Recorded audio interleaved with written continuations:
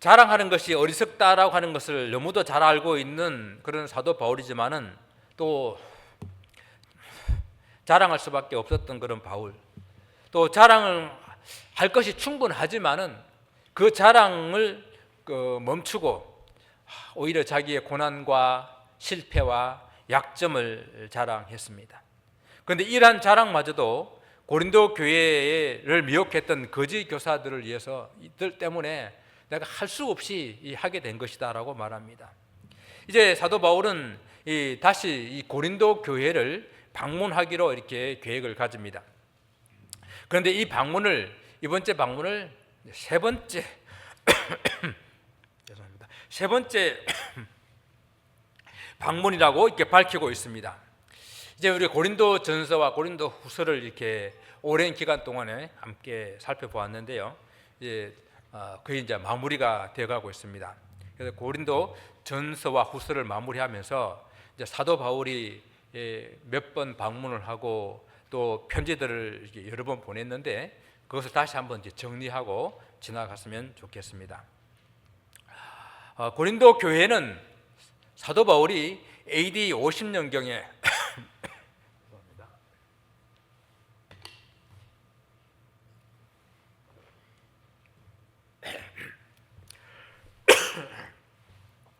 AD 50년경에 고린도에 가서 복음을 전함으로 고린도 교회를 세웠습니다. 이것이 첫 번째 방문이에요. 바울은 이제 그 고린도에서 약 18개월 정도 복음을 전한 후에 에베소로 건너가서 지내게 되는데 이 에베소에서 첫 번째 편지를 보내게 됩니다.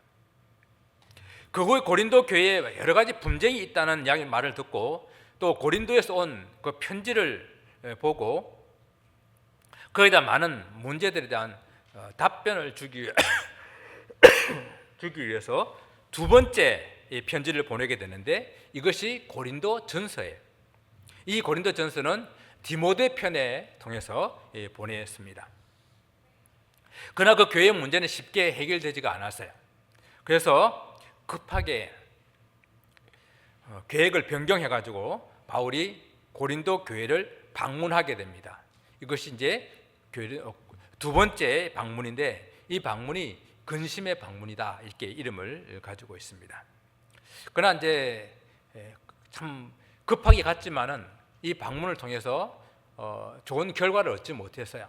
그래서 사도 바울은 급하게 그 교회를 이렇게 떠나게 되게 됩니다.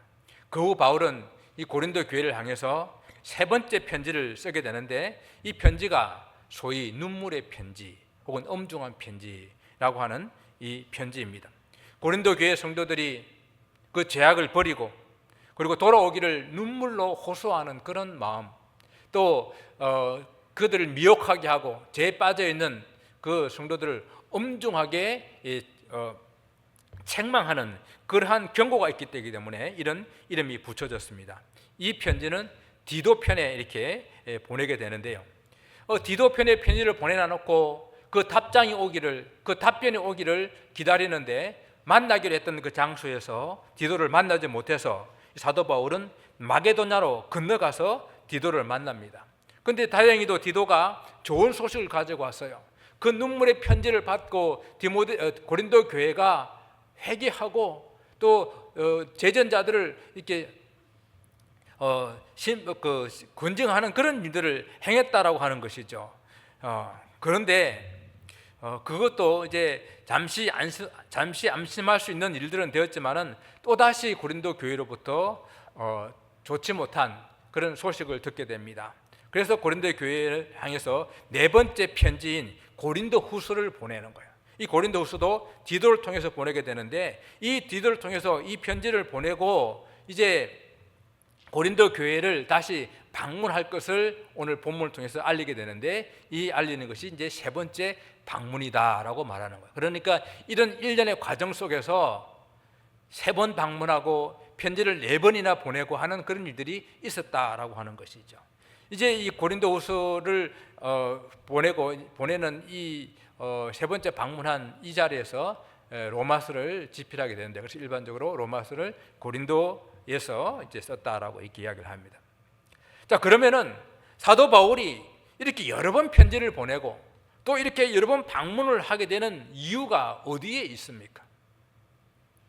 고린도 교회의 문제를 해결하고 그 교회를 바로 세우기 위함이거든요. 바울이 세 번째 방문 계획에서도 내가 이 일 때문에 내 스스로 나를 위해서 변명하려고 하는 것이 아니라 덕을 세우기 위함이다 라고 이렇게 밝히고 있습니다. 여러분, 덕을 세운다라고 하는 이 말은요, 헬라어로 오이코 도모네스라는 이 말인데, 집을 건축할 때에 집을 세운다, 건축한다, 집을 짓다라는 그런 뜻을 가지고 있어요. 그래서 고린도 교회를 바로 세우기 위한 사도 바울의 이 목적이 이곳에 잘 드러나 있는 그러한 말입니다. 여러분, 한 교회가 든든하게 세워지기 위해서는, 성숙하게 또 세워지고 성장해 나가기 위해서는 이 사도 자신의 이 권위가, 사도적 권위가 바로 이렇게 세워져야 되고, 또 그와 함께한 동력자들이 또 어떤 사람인지를 또 밝히고, 또 고린도 교회 성도들이 그에 대해서 어떻게 반응하고 행동해야 되는지를 이렇게 쓰고 있는 내용들이 이 고린도 후서의 내용이에요. 그래서 오늘 우리는 이 바울의 3차 전도, 3차 교회 방문 계획을 통해 가지고 그가 밝히고 있는 내용을 통해서 어떻게 하면 교회가 좀 바르고 건전하게 견고하게 세워질 수 있을까, 그에 대한 우리들의 자세가 어떠해야 될까, 그러한 것들을 한번 생각해 보기를 원합니다. 바울은 이 세 번째 고린도 교회를 방문할 것을 이렇게 계획하면서 이 방문 목적을 설명합니다. 바울이 개척한 교회인데요, 자기 자신이 개척한 교회를 방문하는데도 너무도 조심스러운 거예요. 마치 시골에서 부모님이 서울로 장가 보낸 아들을 집을 방문하는 것 같이 조심스럽습니다. 한국에 갔더니 한국의 아파트 이름들이 엄청나게 바뀌었어요. 여러분 아시죠? 옛날에는 개나리 아파트, 우리 서울에 보면 그쪽에 극동 아파트, 동네 이름을 따가지고 아파트 이름을 많이 이렇게 적었거든요. 그런데 요즘에는 아파트 이름이 엄청나게 길고, 그리고 거의 다 외국 이름입니다. 어떤 그 유머에서 보게 되니까 시골에 사는 시부모들이 서울 찾아와서 아파트를 못 찾게 하려고 아파트 이름이 길고 외국 이름이라 그러더라고요. 제가 한번 이름 한번 볼까요? DH First Year 아이파크 아파트라고 그래요. 한국말이 없어요. 이것뿐만 아니라 서울뿐만 아니라 지방에도 이런 아파트가 있습니다. 광주, 전남, 공동, 혁신, 도시, 빛가람, 배방, 엘리움, 로얄 카운티 1차 아파트. 또 여기 또 다른 아파트 있습니다. 동탄, 시범타운, 다은마을, 월든, 메르디앙, 반도, 유브라. 이런 아파트 이름을 지어가지고 못 찾아오게 합니다. 그러니까 이 시부모들이 어떻게 한다는데 시누이를 동반해가지고 앞장서가지고 아파트를 찾아온대요. 그럼 더 재앙 아닙니까? 바울은 고린도 교회에 폐를 끼치기 위해서 찾아가는 것이 아니었어요. 고린도 교회를 찾아가더라도 그들에게 폐가 끼치지 않기를 원하는 그런 마음을 먼저 밝히고 있습니다. 바울이 긴 여행을 하려고 하게 되면은 재정이 많이 필요하잖아요. 그러나 그 일에 고린도 교회가 재정적 부담을 지우지 않을 것이라고 말하고 있습니다. 이미 바울은 고린도 교회로부터 사례를 받지 않았습니다. 더 어려운 마게도냐 교회로부터 도움을 받았는데, 그렇다고 해가지고 내가 고린도 교회에 덜 사랑하느냐, 그것이 아니다라고 말하고 있습니다. 그래도 혹시 오해가 있을까 봐 그는 염려하고 조심스럽게 고린도 교회에 세 번째 방문을 계획합니다. 바울이 원하는 것은 재물이 아니라 고린도 교회의 성도들을 보기를 원하는 거예요. 고린도 교회 성도들과의 관계가 회복되어지고 고린도 교회가 진정으로 축복을 받아 성장하고 성숙해지기를 원하는 것입니다. 그래서 바울은 영적인 부모와 같은 심령으로 고린도 교회의 성도들을 위해서 기도하고 그들을 양육하고 있었습니다. 그래서 그는 말하기를, 어린 아이가 부모를 위해서 재물을 저축하는 것이 아니라 부모가 어린 아이를 위하여 하는 것이다, 이렇게 설명을 하고 있습니다.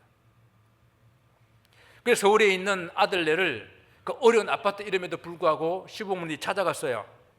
근데 채 이틀을 지나지 못하고 다시 시골로 내려가면서 가려고 하니까 며느리가 아주 볼멘 목소리로 또 여비하고 또 용돈을 드려야 되냐고 불평입니다. 시부모님이 다 가고 난 다음에 시골에서 가져온 그 김치와 나물 쌌던 그 보자기를 풀어보니까 그 안에 그동안 자기들이 보내드렸던 그 용돈 그 봉투와 또 노인들이 품돈으로 모은 돈이 함께 있었다고 합니다.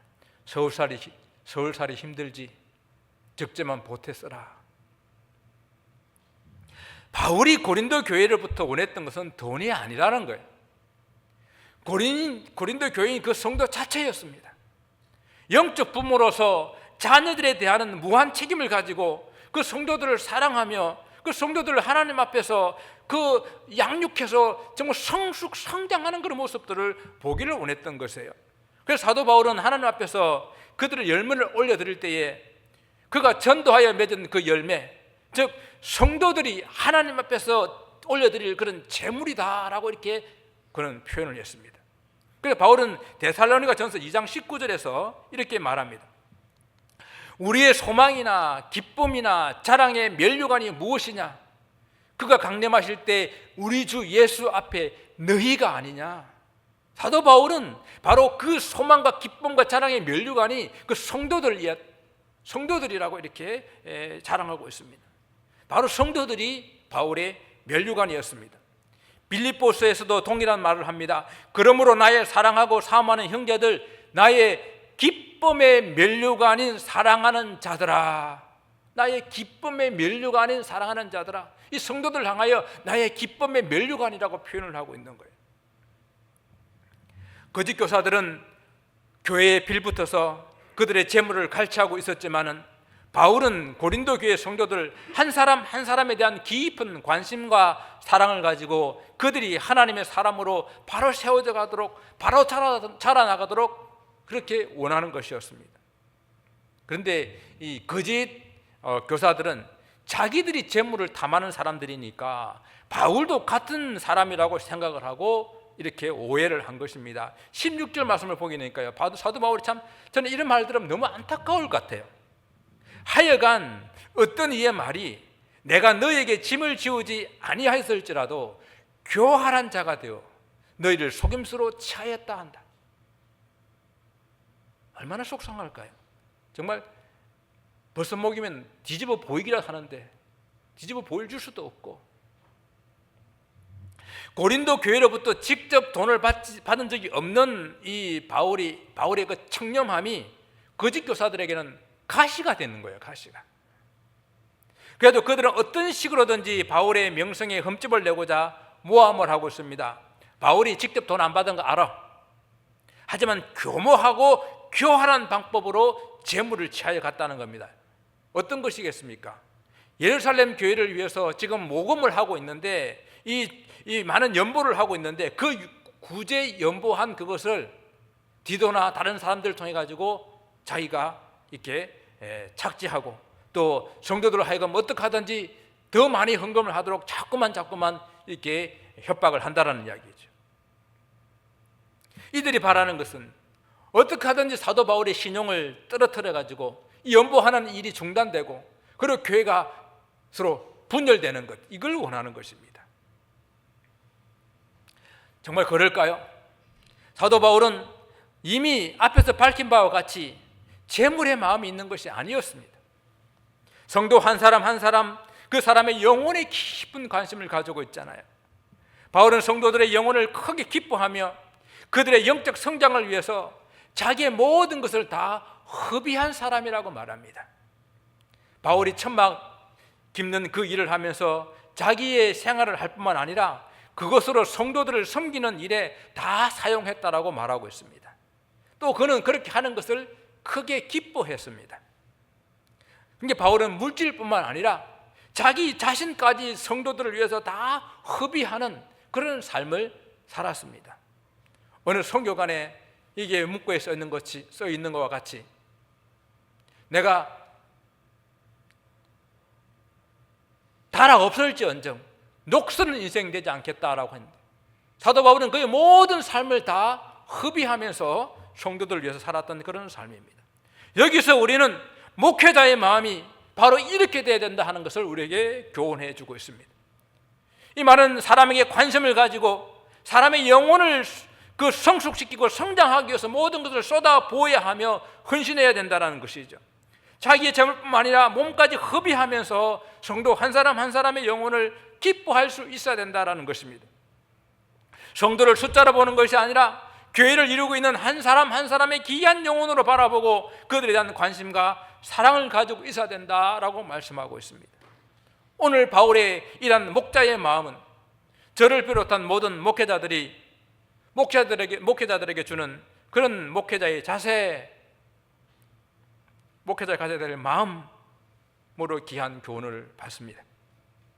이렇게 목회자가 먼저 헌신해야 교회가 바로 세워진다라고 우리에게 말씀하고 있습니다. 바울이 성도들에 대한 이런 진실한 마음에도 불구하고 교활한 자가 되어서 성도들을 속인다는 이런 거짓 마음을 받게 되자 바울은 정말 안타까운 마음으로 이렇게 질문합니다. 내가 너희에게 보낸 자 중 누구로 너희의 이득을 취하더냐? 바울은 고린도 전서에서는 디모데를 보냈고요, 고린도 후서에서는 디도를 보냈습니다. 특히 지금 이 디도를 보낼 때는 다른 신실한 한 형제를 함께 보내서요, 이 사람은 누군지는 몰라요. 그러나 이 사람은 고린도 교회 사람이에요. 그런데 그들 중에 누구가 이 교활하게 이득을 취했는가 반문하고 있습니다. 이는 바울 자신은 물론이고 바울이 보낸 동역자들이 고린도 교회에서 어떤 사사로운 이익도 취하지 아니하였다는 확신이 있기 때문에 이런 말을 할 수 있는 거예요. 이들은 바울이 자신의 이름을 걸고 보낸 사람들입니다. 만일 혹 이들 중에서 한 점의 의혹이나 혐의가 있다고 한다면 그것은 곧 그들을 보낸 바울의 죄가 됩니다. 물론 사람이 믿을 만한 존재가 되지 않지만은 그래도 같은 동역자라면은 이 정도의 신뢰를 가지고 있어야 되지 않겠습니까? 바울의 이 질문은요, 너희 중에 누구로 너희 이득을 취하느냐라고 하는 이 질문은 이 부정적인 답변을 기대하는 그런 질문이에요. 즉 그들 중에 한 사람도 고린도 교회의 재산이나 재물을 갈취한 적이 없다라는 대답, 그것을 확신하는 그런 질문입니다. 바울이 가지고 있는 자기 동역자들에 대한 신뢰가 어떠한지를 보여주고 있는 거예요. 그 신뢰가 어떤 신뢰였습니까? 그는 말합니다. 첫째, 그들이 동일한 성령으로 행했다라고 말합니다. 동일한 성령으로. 보통 우리가 동일한 성령으로 행했다 하게 되면 바울과 동역자들이 함께 모시고 있는 한 분 성령 하나님 안에서 행했다라는 말로 이해할 수 있습니다. 이러한 해석도 아주 강력한 그런 좋은 의미를 주지만 여기서 동일한 정신, 동일한 성령은 동일한 영이나 영이라는 이 말을 정신이나 마음이라는 말로 번역하는 것이 더 옳은 번역입니다. 왜냐하면 원문에 보게 되면 대문자 S가 아니라 소문자 S 스피릿으로 나오기 때문에 성령이 아니라 영, 마음, 정신 이거로 번역하게 되면요, 바울이 고린도 성도들을 대할 때에 물질이 아니라 그 사람 한 사람에게 있었듯이 이 동역자들도 바울과 동일한 그런 마음, 동일한 정신을 가지고 있었기 때문에 그들도 동일하게 물질이 아닌 그 고린도 교회 성도들에게 마음이 있었다라고 하는 것입니다. 또한 두 번째는 그들이 동일한 보조로 행했다라고 말합니다. 바울이 보낸 디도나 또 디모데나 또 다른 한 형제가 바울과 같은 동일한 보조, 또 동일한 행보를 하지 않더냐라는 것입니다. 이 첫 번째 이야기가 어떤 내적인 그런 동기로서 정신 마음이라고 한다면은 이 두 번째 이야기는 그것이 밖으로 드러난 그들의 행동을 표현하는 그런 마음이에요. 바울의 동역자들은 바울과 같은 사역을 하는 중직들입니다. 지도자들이에요. 이들이 바울과 같은 마음을 가지고 같은 정신을 가지고 그리고 같은 행보를 한다고 한다면 그래야 그 진정한 교회가 열매를 맺을 수 있고 건강하고 바른 교회로 세워질 수 있다라고 하는 것이죠. 정말 이 부분은 너무도 중요한 부분 같아요. 교회 목회자와 교회 중직들이 같은 마음을 가지고 같은 행보를 하고 있는 것, 그래야 교회가 바로 세워질 수 있다는 것이죠. 여러분, 우리 구약 성경에 보게 되면 모세가 광야에서 이스라엘 백성들을 인도할 때에 모세를 반대하는 세력들이 하나님이 허락하지 않은 다른 불로 제사를 드리려고 했었습니다. 그들도 제사장들인데, 제사는 모든 하나님께서 허락하신 그 모든 허락하신 하나님이 주신 그 불로 제사를 해야 된다는 것이 제일 중요해요. 세상에 아름다운 어떤 향로가 있다 하더라도, 또 세상에 더 잘 불이 붙고 더 좋은 냄새가 나는 그런 향불이 있다 하더라도 그것이 아니라 하나님께서 정하신 그 불로 하나님께 제사를 올려드려야 되는데, 그런데 이들은 다른 불로 제사를 드리다가 모세와 함께하지 못하고 멸망을 당했습니다. 하나님께서 허락하신 불을 가지고 같은 마음으로 같은 자세로 하나님께 제사 드리는 것이 가장 중요하다라고 하는 것이죠. 바로 바울이 보낸 동역자들은 바울과 같은 정신을 가지고 있었고 바울과 같은 그런 걸음걸이로 행동하고 있었습니다. 이것이 바울이 그들의 동역자들에 대한 믿음이었고 확신이었어요. 바울 자신과 같은 정신으로 같은 마음으로 행동하는 신실한 동역자들이라고 그는 그들을 믿고 있었습니다. 주님의 교회를 섬기는데 이것이 중요합니다. 교회 리더와 중직들이 같은 마음과 정신을 가지고 같은 행동으로 보조를 맞춰 나가야 되지 않겠습니까? 어떤 계획을 세우게 되게 되면 모든 사람들이 같은 방향을 바라보고 있어야 되지 않겠습니까? 같은 걸음걸이로 보조를 맞춰야, 그래야 주님의 교회가 바로 세워질 수 있습니다. 고린도 교회에 보낸 서신에서 유독 사도 바울은 그 자신의 사도권에 대한 변호가 참 많아요. 다른 어떤 서신들보다도 고린도 후서에서 많이 나옵니다. 바울은 자랑하는 것이 어리석은 줄 알면서도 구태여 자랑하려고 그러고요, 자기가 삼청천에 올라가 영적 체험한 그것을 자랑하려고 하다가 물론 중간에 이렇게 그만두긴 했지만 자랑하려고 합니다. 이 바울이 특히 이 고린도 후서에서 많이 지나칠 정도로 자기 변호를 하고 있는데, 거짓 교사들은 이 바울의 이러한 노력들을 뭐라고 하면 저 바울이 저렇게 변명하고 있다, 변명하는 것으로 생각을 했었어요. 그러자 바울은 변명하는 것이 아니라 교회를 세우기 위함이다라고 그 간절함을 이렇게 표현하고 있습니다. 교회를 세우는데 내가 지금 세 번째 가려고 하는 이 이유는 교회를 바로 세우기 위함이다라는 것입니다. 그래서 그거는 말하기를, 사랑하는 자들아, 이 모든 것은 너희의 덕을 세우기 위함이라. 덕을 세우기 위함이라. 교회 성도 한 사람 한 사람이 바로 세워지게 될 때에 건강한 바른 교회가 세워집니다. 그래서 바울이 세 번째 고린도 교회 방문을 계획하고 있는데, 교회에서 들려오는 소문들이 바울을 심히 염려하게 만들고 있습니다. 바울이 무슨 이익을 겉으로는 취하지 않았는데 아주 교모하고 아주 교활한 방법으로 성도들의 재물을 취했다라고 하는 것이죠. 제가 조금 전에 교회가 바로 세워지기 위해서는 먼저 목회자가 헌신해야 되고 올바른 섬김이 있어야 된다고 말씀을 드렸습니다. 또 그에 대해서 중직들도 그 목회자와 함께 동력자가 되어서 같은 정신과 마음을 가지고 그리고 같은 걸음걸이로 행동해야 된다고 말씀을 드렸습니다.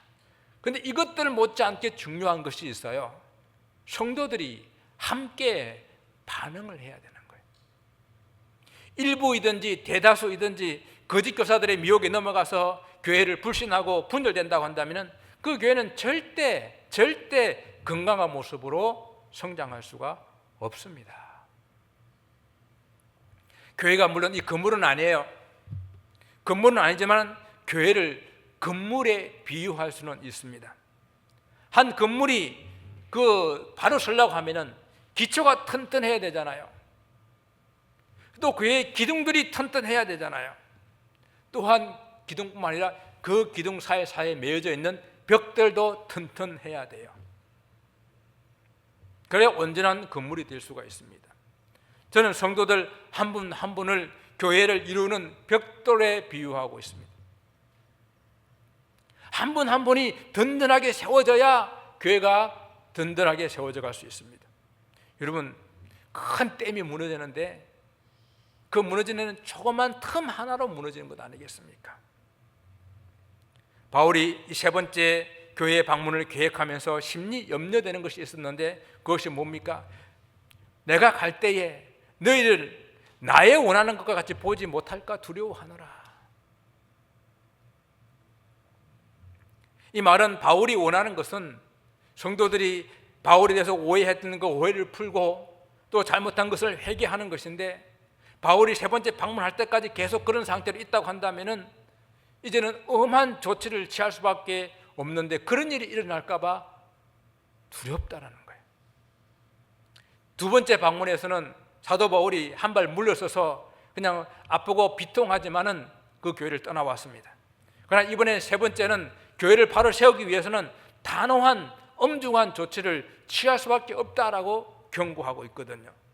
만약 그렇게 되게 되면 성도들이 원하지 않는 그런 바울의 모습을 보게 될 것이고, 그로 인해서 또한 상처를 받게 될까 염려하고 있습니다. 바울은 이러한 일이 일어나지 않기를 간절히 바라기 때문에 바울이 방문하기 전에 해결되기를 바라는 마음으로 권면하는 것입니다. 고린도 교회 성도들이 해결해야 될 문제들이 어떤 것들이 있을까요? 본문 20절 말씀에서 말씀하고 있습니다. 다툼과 시기와 분냄과 당 짓는 것과 비방과 수군거림과 거만함과 혼란, 또 뒤에 말씀 보게 되면 더러움과 음란함과 호색함, 이러한 것들이 고린도 교회는 고린도 전서에서부터 문제가 되어 왔었는데 이러한 것들이 완전히 해결되지 않았다라고 하는 것을 알게 되고, 사도 바울이 이 문제를 좀 해결하기를 간절히 소망하고 있는 것입니다. 교회가 바로 세워지려고 한다면 교회 안에 잘못된 부분들을 일깨워 줄 수 있고 고치도록 권면할 때에 또 그에 맞도록 성도들의 반응이 있어야 되는 거예요. 그런데 요즘 교회는 잘못돼도 잘못된 것을 지적하지도 않고 지적해도 고치지 않는 그런 세대가 되어져 가고 있습니다. 그러면 교회가 어떻게 세워지겠어요? 사랑하는 성도 여러분, 교회는 어느 개인의 소유물이 아니지 않습니까? 하나님의 교회잖아요. 주님의 몸된 교회잖아요. 우리가 감히 함부로 어떻게 흔들 수 있는 그런 교회가 아니거든요. 그래서 목회자인 저도 먼저 바로 서고 헌신하고 섬기겠습니다. 중직들도 같은 마음, 같은 정신을 가지고 같은 행보로 동력해 주시기를 바랍니다. 그리고 성도들도 교회 리더들을 신뢰하고 함께 동력하는 마음으로 함께 세워가기를 소원합니다. 사랑하는 성도 여러분, 우리 모두 같은 마음, 같은 정신으로 같은 걸음으로 나아가십시다. 그래야 주님의 몸된 교회를 함께 세워서 정말 주님께서 기뻐하시는 교회로 만들어 나갈 수 있기를 주님 이름으로 축원을 드립니다. 기도하겠습니다.